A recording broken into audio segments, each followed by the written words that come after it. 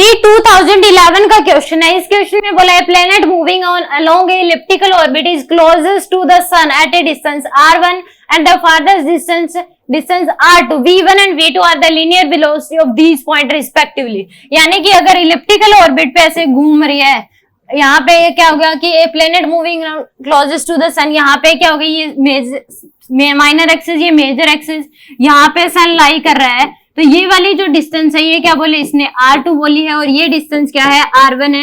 यहाँ पे जब प्लेनेट है तो वेलोसिटी v1 है, जब यहाँ पे प्लेनेट है तो वेलोसिटी क्या है v2 है। और हमें पता है v1 क्या होता है, ग्रेटर देन v2 होता है। बट एंगुलर मोमेंटम जो है वो क्या रहता है, कंजर्व्ड रहता है, क्योंकि यहाँ वेलोसिटी कम है तो ये डिस्टेंस ज्यादा हो जाएगी सन के अबाउट। अगर एंगुलर मोमेंटम देखेंगे तो यानी कि m इंटू में v1 r1 इक्वल टू क्या हो जाएगा, m इंटू में v2 r2 सॉरी।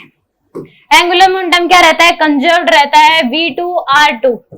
ये आ जाएगी m से m कैंसिल, तो v1 बाय v2 की जो वैल्यू है वो आ जाएगी आपके पास r2 बाय r1 के बराबर।